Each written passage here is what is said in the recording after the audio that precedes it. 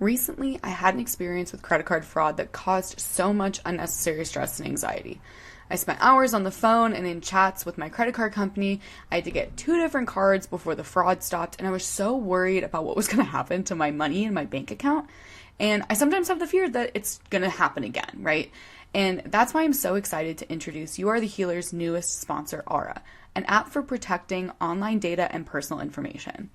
Cleaning up my information not only helps reduce the amount of spam I get, but it protects me from hackers who could use this information to help them access things like my social media accounts, bank accounts, and other sensitive information.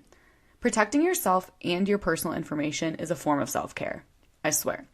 Go to my sponsor, aura.com/healer to get a 14-day free trial and have peace of mind knowing your information is safe. Again, that's Aura, AURA.com/healer for your 2-week free trial. You Are the Healer is sponsored by BetterHelp. Therapy is mandatory because there's absolutely nothing wrong with seeking help. I think every person who walks this earth needs therapy, honestly. I'm stoked to be connected with BetterHelp to offer affordable and accessible therapy resources. The link is in my show notes, and you can also go to betterhelp.com/healer. That's better, HELP.com/healer. Now let's get into this episode. Welcome back to You Are the Healer. I'm your host, Sydney Rinderknecht. I'm so grateful that you're here. Thank you so much for tuning into the episode and for listening to the podcast. Thank you for rating, reviewing, subscribing, doing all the things to support me. I love this work and I'm so happy that I get to do it, and I would not be able to do it without you. So thank you for listening. Thank you for taking the time for yourself to be open to learning a healing message. So let's get into this episode. We are in the finale of the season of Spice. So today we're going to talk about burnout. We're going to talk about what it is, why we have it, what in our life and society contributes to having burnout. We're going to talk about how to heal from burnout as well. And I'm very excited for this episode because it is so relevant. It's something I have deep experience with. It's something that I see so visibly in the people around me and in their lives. And so I'm just so ready to talk about it and help whoever I'm able to help with this message. So thanks for tuning in. I encourage you to have an open mind, open ears, open heart for this message. And we're going to start by getting grounded. So no matter where you're listening, even if you're driving, if you're walking, I just want you to take a minute to be aware of your body and to ground and to really set an intention for listening to this episode, because what you put into the healing work is what you will get out of it. So if you're half-assed listening while doing all your chores, which I'm so guilty of doing to like audiobooks and podcasts, you're not going to get as much out. Whereas if you're listening with intent, if you're taking notes, if you're really actively listening to any message, not just this one, you're going to get that much more out of it. So we're going to start by taking a big deep breath in. And exhale out through your mouth. And I want you to be aware of your body. Start by scanning up from your feet and slowly move up through the rest of your body. Noticing with curiosity, not judgment, and taking note if anything hurts, anything feels good, and just where your body's at right now. And another deep breath in. And when you exhale, I want you to drop into this present moment. What is burnout? I know that this is a term that is used very openly, and it's kind of a buzzword right now, I feel like, and for good reason, because it's very prevalent in people's lives right now. But to define burnout, it is a state of emotional, mental, or physical exhaustion caused by prolonged or excessive stress. So really, when I think of burnout, we're talking about long-term chronic excessive stress. So this episode is basically going to be signs and symptoms of how stress shows up in our body, which, oh my gosh, I'm like getting ahead of myself, but I'm just thinking about the physical symptoms of stress and how much it manifests in your physical body.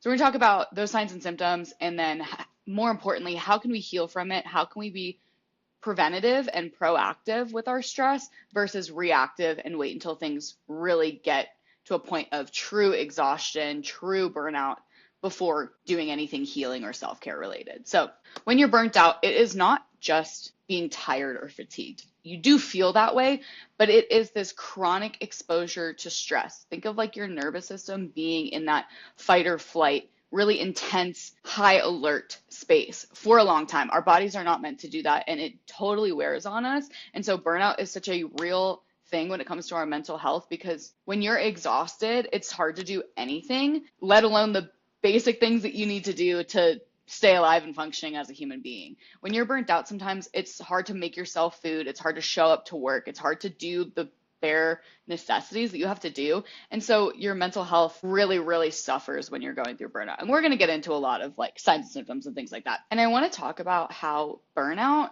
is typically associated with your job and the workforce, but that is not the only thing that you can be chronically stressed out about. You can feel burnt out on navigating relationships in your life. You can feel burnt out on dating. I know I am. You can feel burnt out on parenting or caregiving or your relationship with exercise or literally any relationship that you have in your life. If your relationship to anything is causing chronic stress, you can have burnout from it. A lot of times we think of, oh, I'm burnt out from my job, but there's plenty of other things that we can feel burnt out on. Occupation is just one facet of it. I do think that it happens pretty rampantly in the workforce because of our capitalistic society, but I won't get into that right now. I know sometimes I feel burnt out on taking care of my mental health. My mental health is one of those things. I was talking about this with a friend yesterday, actually, about how it feels like taking care of myself is like I am rolling a heavy boulder up a hill at all times. And when I'm rolling it up the hill, that's me getting off my phone, doing my gratitude practice. That's me going to therapy, coaching, all of the things I have to do to stay well. And it's a lot of stuff. You know, I have to move my body. I have to journal. I have to take time alone. I have to take time with other people. And if I am exhausted from that, if I'm stressed from all of the efforts it takes to maintain my mental health,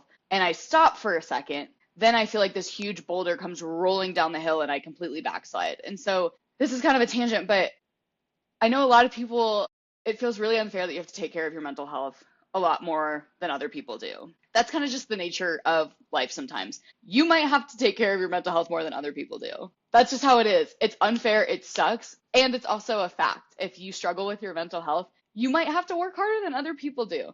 And so that's totally normal if you feel a sense of exhaustion from taking care of yourself.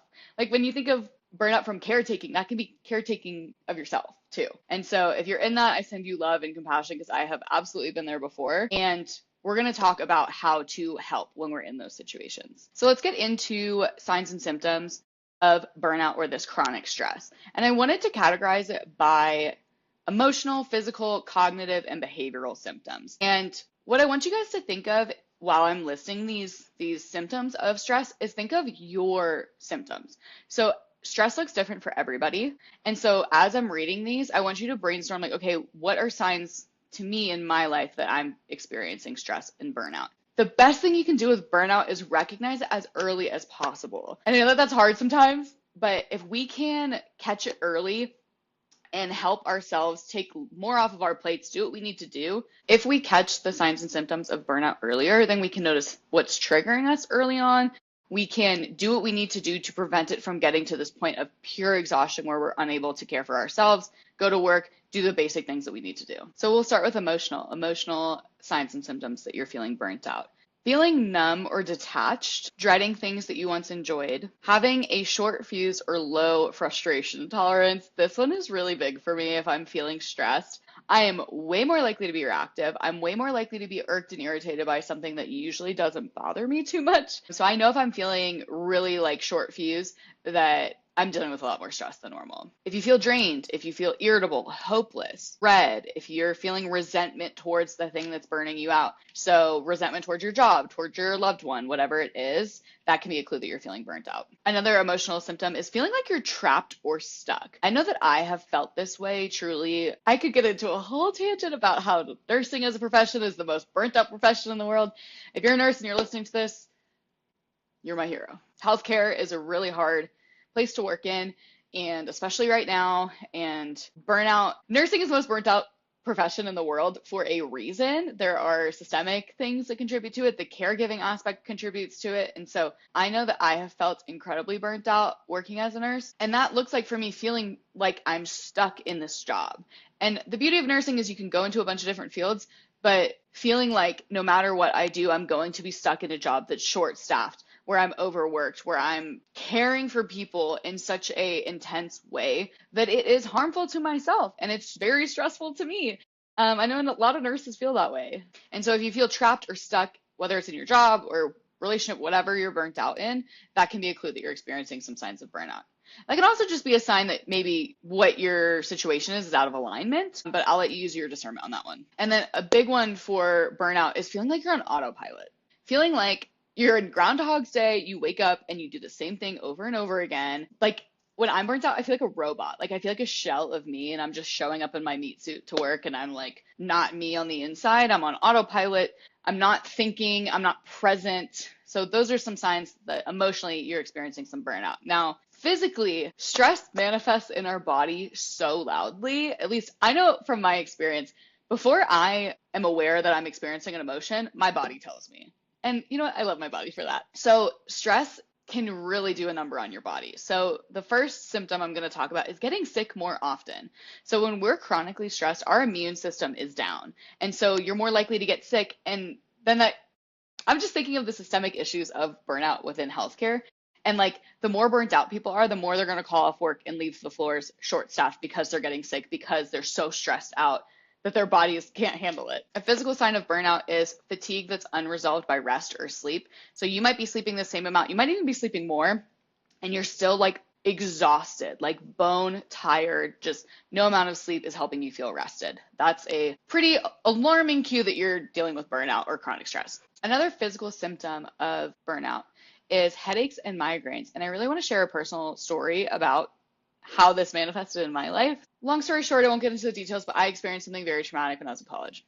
And I didn't seek help for it because it was before I'd ever gone to therapy. And it was secondary trauma. It wasn't something that necessarily happened to me, but it was something that happened to someone that I deeply cared about. And I was very stressed because someone I really love was harmed in a really fucking terrible way. And I was there to deal with the aftermath of it, basically. And so my body was so chronically stressed. Mentally, I wasn't aware that I was struggling with this thing in particular. I think I am still unlearning the habit of going through something hard, putting it in a little box and shoving it in a corner and like never looking at it, never dealing with it. But I was 19 at this time, maybe 20. Anyways, I was still in college and I hadn't really taken my healing seriously. And so I took this traumatic event and I put it in a box and I put it away, and I was like, I'm not going to think about it. And then I experienced a couple more traumatic things. I lost a dear friend to suicide. COVID happened. So all of these like traumas kind of stacked on top of each other.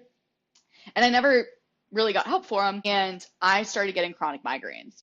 And when I was younger, I would get migraines, but it was different. So when I was younger, I would see like an aura. I would be out all day. I would just go home and sleep it off. And then I'd wake up fine. And it happened every couple months. And then I stopped getting them. And then when I was in college, after all these traumatic, stressful events happened to me, I started getting daily headaches. And they were like tension, like basically stress headaches, because my body was reacting to all the stress. So my jaw was really tight. The temples of my head were so tight. And every single day for like 2.5 years, I would wake up with a tension headache, kind of like a headband around my head. It was like a 3 or 4 out of 10 pain every single day. And so I went the whole route of going to a neurologist, getting put on migraine meds. But it was just so weird because I'm like, this isn't a migraine, this is a daily headache. Like a migraine to me is something like takes you out. Like you throw up, your vision is blurry, you have a feeling right before that you know you're about to get taken out. And so I suffered chronic pain for almost 3 years, starting around like 2019, 2020. And I tried the whole neurology route. And honestly, the longer I work in healthcare, the less I believe in medicine. It sounds fucked, but if you talk to any healthcare worker, they have similar feelings. The system is broken and holistic health is where it's at. Okay, take that with a grain of salt. Don't come for me. And when I tell you, I tried so many things for my headaches. I did acupuncture. I did the whole neurology route. I tried a bunch of different meds. I was doing massages. I went to the chiropractor. I really tried everything that I knew how to not have these headaches, and they just simply would not go away. And then I eventually gave up on the whole medicine route. I stopped seeing my neurologist. I literally ghosted her, stopped taking all my meds, which I don't recommend. If you're going to stop taking your meds, please work with your doctor. I was just like, okay, I guess I'm just going to live with this pain. And so unrelated, I started going to therapy. I started really working on healing and focusing on not just managing my stress, but just managing my mental health in general. So I started meditating. I started doing a lot more yoga. I stopped being so terrible to myself. I stopped my negative self-talk. I mean, with a grain of salt, I started trying to stop these things, right? And just really took my health a lot more seriously. And so that looked like sleeping more, stopping drinking. Oh my God, I cannot explain how much physical health benefits I have experienced from not drinking anymore. Highly recommend if you're ever curious about going sober from alcohol, please talk to me. I'm so passionate about it. I have an entire episode on it. I can link that in the show notes because alcohol makes stress a lot worse. So anyways, I had all these chronic migraines because I had all this unprocessed trauma. I started going to therapy, working through my stuff, journaling, not running from myself anymore. And I don't get headaches at all anymore, which it just feels so good to say that. Like, I don't have to take meds.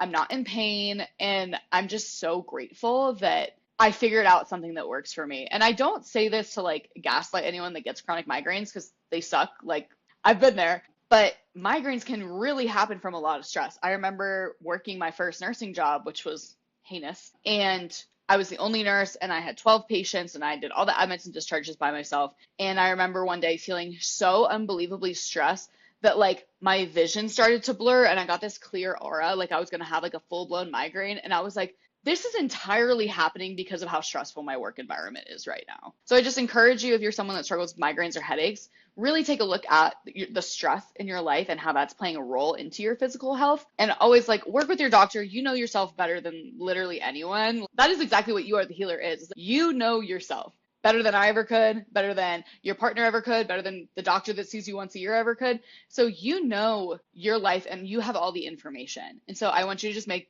the best informed decision that you can about your stress levels and your physical health. And so the reason I was able to get all those headaches was because I was keeping all this muscle tension. So that's another physical sign of burnout, is like tight shoulders, jaw, maybe clenched fists. I get massages once a month because I love myself and I love massages. And the amount of stress that manifests in like the palm of my hand is crazy. So like noticing if you're clenching your muscles or having muscle tightness, that is a sign of burnout. And stress. The next thing I want to talk about is stomach issues. So this is another thing, just like the headaches, that I used to really struggle with. So I was diagnosed with IBS, irritable bowel syndrome, in middle school, maybe high school. And I actually still have meds for it in case I need them. And my IBS is literally 1,000% related to stress. And I didn't know that at the time.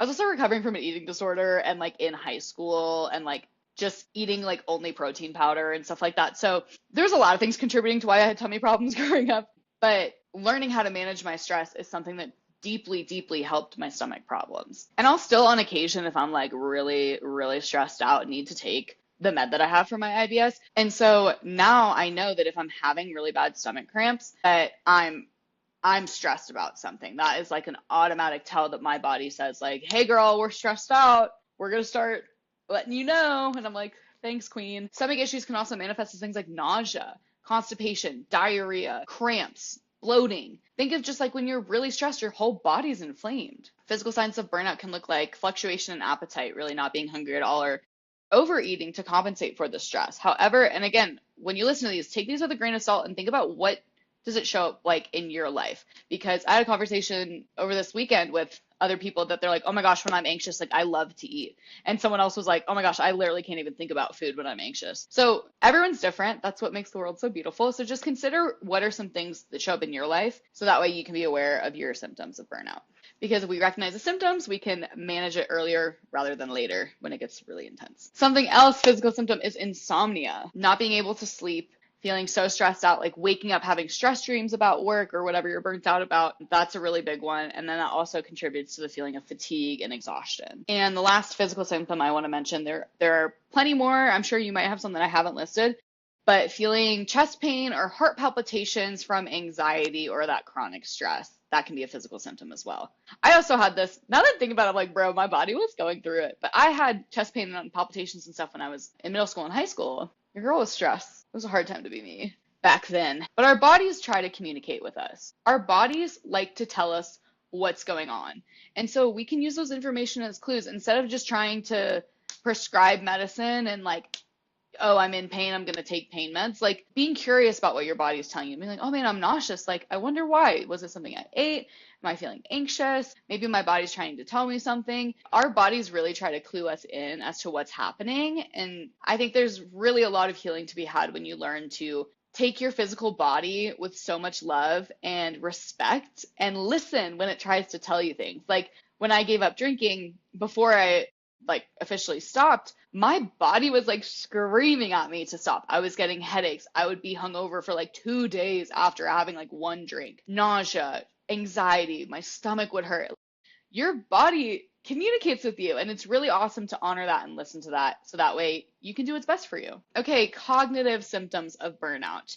This can look like losing motivation or creativity. This for me is such a clear sign that I'm burnt out when I don't want to create anything. And I am such a creative person that if I don't have an outlet for creativity, that also contributes to feeling burnt out and exhausted because I love to create. Just before this episode, I was making a watercolor painting and I really liked it. So this to me is a really early sign of burnout is if I'm not feeling like creating, if I don't feel like making a podcast episode, I don't feel like doodling or dancing or hooping or whatever creative outlets that you have. If you're noticing that you're not motivated to do it, it's probably because you're really exhausted. You have so much on your plate that you physically don't have the physical, mental, emotional capacity for the things that bring you joy. And it's so important to create and to express. If we're thinking about the boulder rolling down the hill, if we're not doing those things, our mental health is going to backslide pretty bad. Cognitive symptoms of burnout are brain fog, forgetfulness. So this can look like completely forgetting about a meeting that you had at work, or completely spacing on appointments that you have, forgetting anniversaries, birthdays, things like that. That forgetfulness and brain fog is a very real symptom of burnout. Difficulty concentrating or making decisions. Those are some signs that you might be burnt out. Feeling overwhelmed by small tasks. If we're really chronically stressed, then any little thing could set us into overwhelm. Maybe you'll get more negative self-talk. Maybe you'll feel some imposter syndrome and really like cynicism, like what's the point? Why am I even doing this? Like nothing matters. Those are some pretty intense thoughts that burnout can cause. And then the last part I want to talk about is behavioral. And so I think a lot of these symptoms you can notice before your behaviors get to a certain point. And again, early recognition is the best when it comes to burnout. Really with anything, let's be real. So when you think of chronic stress, I think of we're going into fight, flight, freeze, or fawn. And if you don't know what that is, it's basically how your nervous system has learned to evolve to respond to stress. So typically with fight or flight, you think of when we first became humans and we were presented with a real stress, like a bear is running at us. We're either going to fight the bear, we're going to flight, we're going to run away from the bear. Sometimes we freeze, we like can't move because we're so stressed out.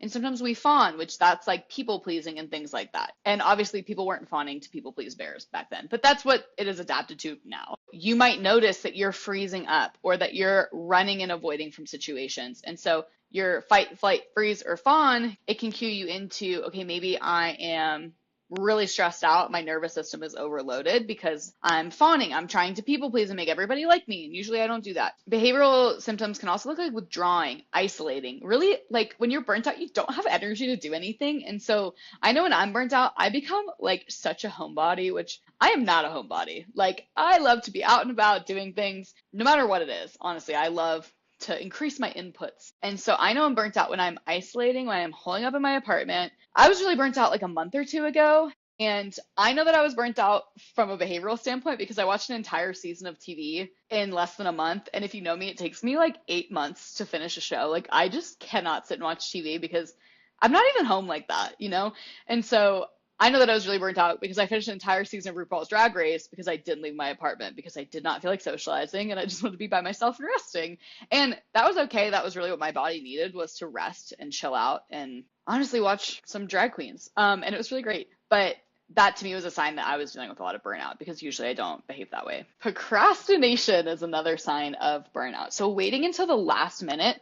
Procrastination is really interesting because it's like our brains are trying to motivate us, and sometimes we're not motivated until it's like, I have to do this right now. Like there's no other option. And people sometimes work a little bit more efficiently under super, super high stress. And so that can be something that burnout is causing, is you're so chronically stressed you can't even think about working on the thing you're supposed to until you literally have no other time to, so you have to cram it all in, which will likely increase your stress. Other behavioral things is like losing interest in the things that you usually enjoy. So that could look like not showing up to your hobbies or your activities, really just like being numb and disengaged and just like withdrawn from life. More behavioral things is increased substance use. or whatever you do to numb out. So that could be like watching TV, like what I did. It could be using substances. It could be drinking. It could be online shopping, which I was never an online shopper until I started giving up like my other numbing habits, like substances and alcohol. And then I started just a little bit. I got into online shopping and I was like, oh, I can see why people do this. I have so much dopamine right now from this. So that can be a cue. And there are so many different ways you can numb out from life. And so just noticing if you're increasingly doing those things, or if you're doing those things, like what's the intention behind them?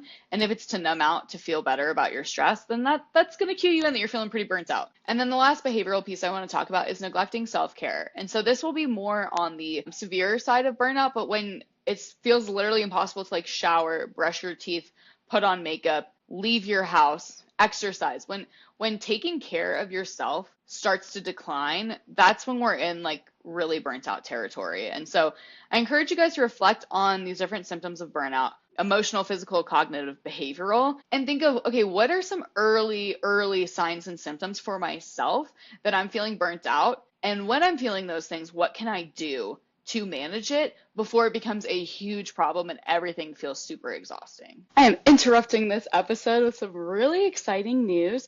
If you've been listening to You Are the Healer, then you know that I believe every person has the power to heal. And while the season of spice may be coming to an end, this fall, I'm taking one-on-one coaching clients who are ready to reclaim their health, joy, and self-worth and truly feel alive again and take their power back. My clients have experienced life-changing shifts, from decreased suicidal thought to confidence in setting boundaries, running marathons, and finally breaking free from people-pleasing. As a nurse coach, I blend my medical expertise with holistic healing to help you become your own best healer, to empower you with the tools to take care of yourself better than anybody else ever could. Think of this like a one-on-one podcast episode created completely for you. If you're ready to invest in yourself and do the deep inner work that your body, mind, and spirit is calling for, book your free 30-minute discovery call with the link in my show notes. There's no strings attached to that call. That is simply to see if we're a good fit and that I can help you with some of the things that you're looking to achieve. In that discovery call, we'll talk about where you're at, where you want to be, and how we can work together to help you achieve your dream. And just a reminder, you are the healer. You are your own greatest healer. Let me help you remember that. And let's get back to this episode. The next part of the episode, I want to talk about why we burn out and what are some factors contributing. So we know the signs and symptoms. You know likely what are some of your personal warning signs that you're starting to feel burnt out.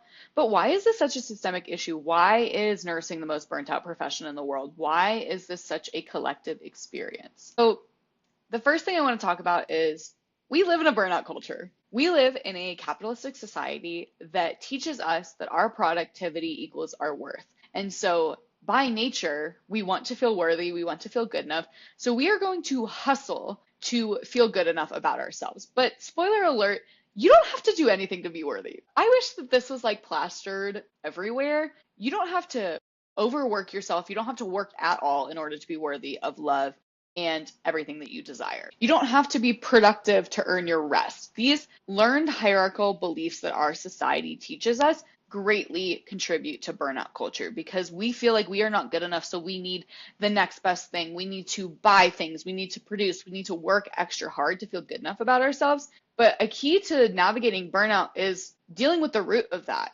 and learning how to feel good enough and how to feel worthy inside of yourself, so that way you're not overworking and overtiring yourself to feel good enough about yourself. Because spoiler alert as well, no amount of productivity is going to truly make you feel worthy. You might feel a superficial sense of, oh my gosh, like I feel really good about myself because I got all this stuff done. But that is coming from a superficial, conditional place. And if your self-worth is conditional, you're going to keep raising the bar. So let's talk about school. A lot of people, based on their grades and stuff, totally relate to how good enough they feel about themselves. Let's say you want to get all A's and that's your goal and you achieve it. And then you're like, oh my gosh, I feel so good enough about myself. Like I'm a straight A student. Well, the next time your grades come around, and even if you get all straight A's, it's not going to feel as good. And you're not going to feel as worthy, and you're not going to feel as good enough as you felt the first time. And so the bar is just going to keep raising. And because the self-worth is conditional, it's like you're a hamster on a wheel. Like you are chasing something that is unattainable. And so if we can unlearn the conditioning that our society has taught us and truly learn how to feel good enough about ourselves, that my therapist says it. She's like, Sydney, you could lay in the grass all day and do absolutely nothing and still be worthy. But we are taught otherwise in our society. And so a true way to managing burnout is unlearning the burnout and hustle culture that our society teaches us. Another reason why burnout is so rampant is because a lot of people are, in fact, deeply empathetic. And when you're deeply empathetic, you feel things really intensely and you notice, you're aware of what's happening in the world, and there's a lot of injustices. There's a lot of things that are unfair. There's a lot of things that if you have a high amount of empathy, it's going to stress you out. It's going to cause you to feel exhausted because there's so many things to care about and there's so many fucked up things in the world. It's really intense as a highly empathetic or sensitive person. And so that can greatly contribute to feeling stressed out and burnt out. So that's things like compassion fatigue. I know I experienced that a lot as a nurse. Being deeply empathetic means that you could be taking on the emotional labor of somebody else as well, and that's really exhausting. Another reason why burnout is so rampant is because boundaries are not something that are very well taught in our society. A lot of us aren't taught it's okay to say no. A lot of us grew up in survival mode, taking care of other people and making sure everybody else was okay. And so boundaries are really important when it comes to burnout because you need to be able to say, no, I have too much on my plate. I can't take on anymore. And then another factor of burnout, which I already touched on, but is having unhealed trauma and having this triggered PTSD, fight or flight, intense life experiences and not adequately giving them the time and space that they need and unpacking them and processing them and sitting with the trauma. Because then it'll stack on top of it like it did for me, and it will show up in your life. If you've experienced trauma or really messed up things in your life, which I feel like we all have, it is not your fault what happened to you or what happened to the people in your life. And it is your responsibility to heal from it. It might be unfair that it happened. It might be really, really messed up that you even had to witness or experience some of the things that you did. And at the end of the day, you are the one with the lived experience. And so you are the only person that can heal from the trauma and the past things in your life. And if you don't, they will keep showing up, I promise you, okay? Learn from me, deal with your trauma, the sooner the better. There's a lot of research that the quicker you deal with a traumatic event after it happens, the less likely you're going to experience symptoms of it long term. So if something happens to you, if you are traumatized in any way, shape, or form, the earlier you can seek help, the better, okay? I send you love. And I just want to say, burnout is not a personal failure. I know that when I feel burnt out, I feel a lot of shame, like, oh my gosh, I can't handle the stress in my life, like what's wrong with me? Burnout is not a personal failure at all. Burnout is a systemic problem. Burnout happens from our capitalistic society, from perfectionism, from our unhealed world, from systemic overwhelm. There's nothing wrong with you if you feel burnt out. You're likely a human being existing in the world. That's all that means, okay? So if you're judging yourself for feeling burnt out, if you feel like, oh, everybody else can handle it but me, go ahead and throw those thoughts into the garbage because they are not helping anybody. We live in a society that pressure cooks us full of stress. I didn't even touch on social media, but being chronically online and seeing what everybody else is doing, you feel another layer of stress, like you have to compete with everybody. And that is not helpful for us human beings. So there's nothing wrong with you if you are burnt out. You are a human existing in a world that is not perfect. There's nothing wrong with you. Okay, so now we're going to talk about how do we heal burnout. And again, the earlier you can identify it and apply some of the tools in your toolkit, the better.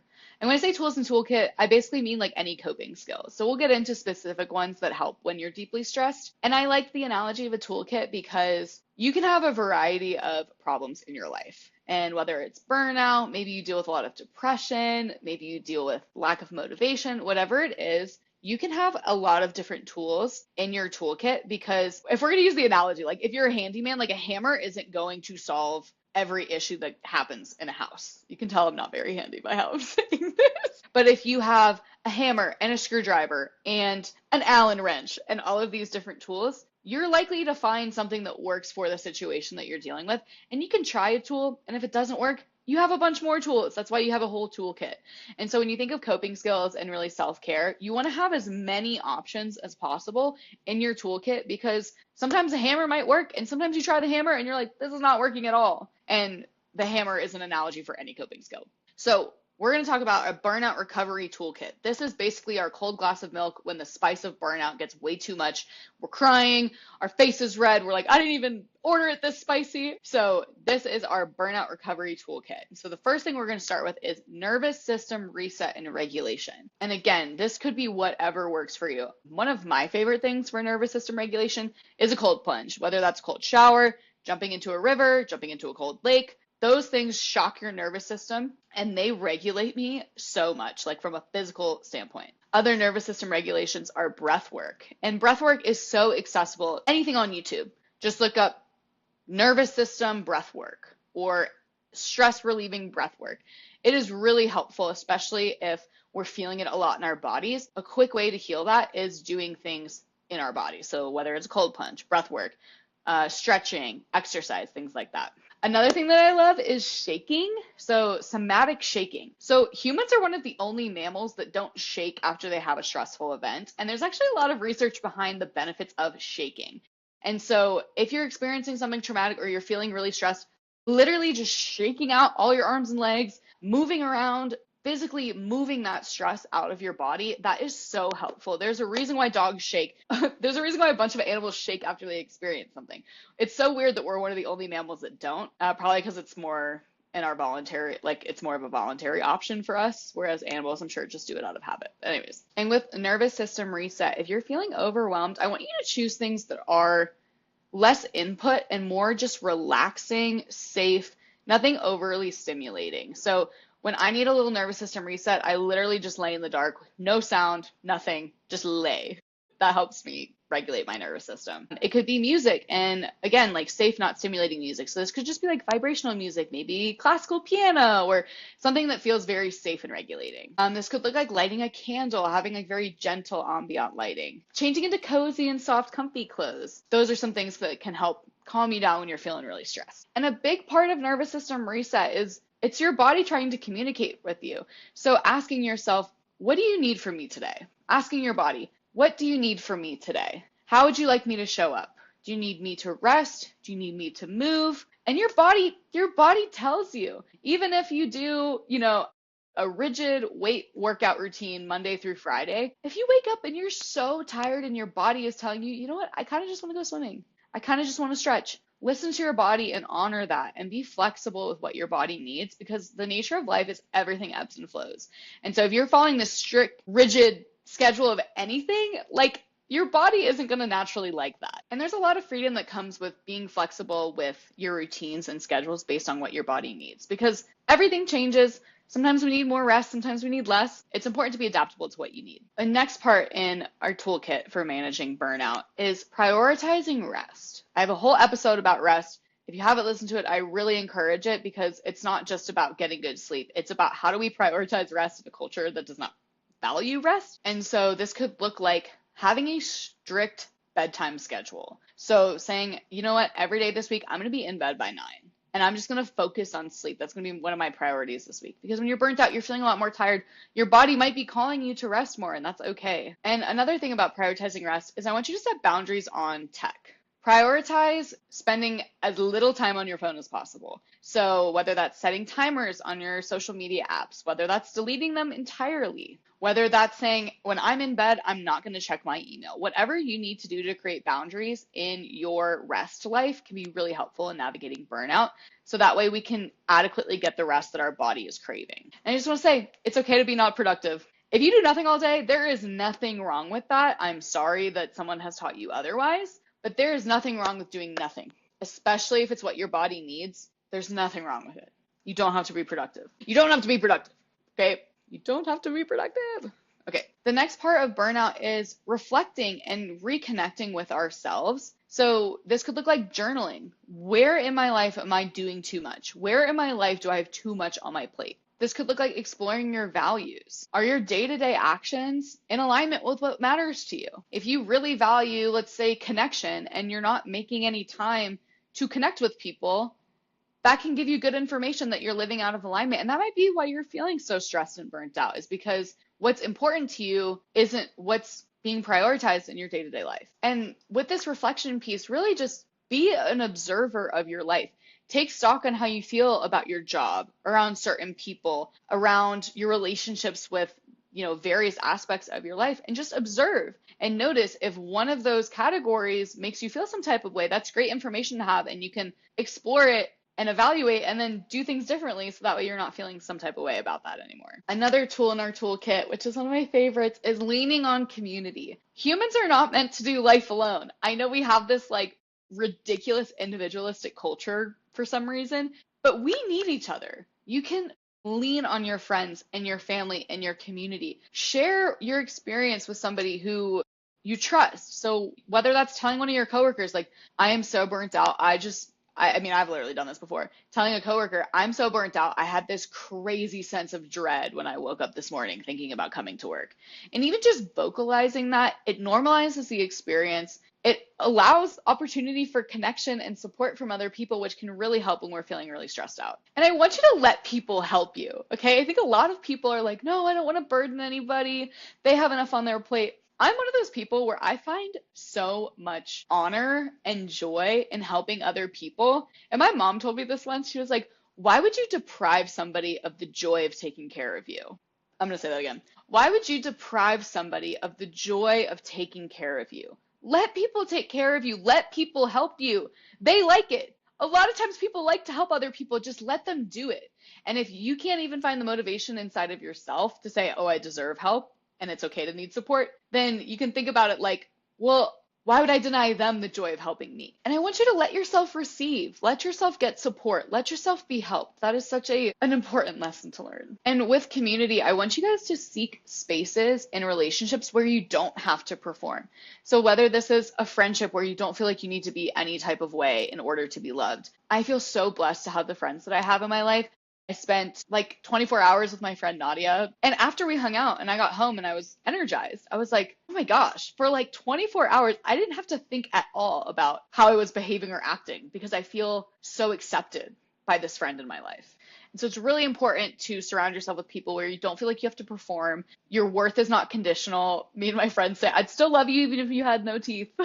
So surrounding yourself with people whose love is unconditional for you is really helpful. And that includes yourself, right? Developing a relationship with yourself where your self-worth is not up for negotiation. The amount of love you have for yourself is not conditional. That can be really helpful when it comes to feeling so burnt out and stressed. And the last piece in our toolkit that I want to talk about is joy as a protest. I already talked about hobbies in one of my last episodes, but if you haven't listened to it, I'm biased. I think all my episodes are good, but I really like that one. It talks about how prioritizing play and joy is a form of protest against burnout culture and against a society that tells us we have to produce in order to be worthy. So doing something just for yourself, just for fun, just to play around with no purpose besides joy, that in itself is a revolution.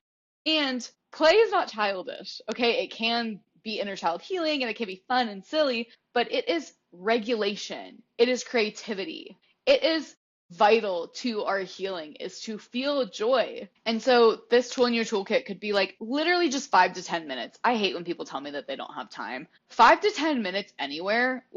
If you delete Instagram on your phone, you have 4 more hours in a day. So anyways, but this could look like just doing anything that brings you joy. This could be dancing, doodling.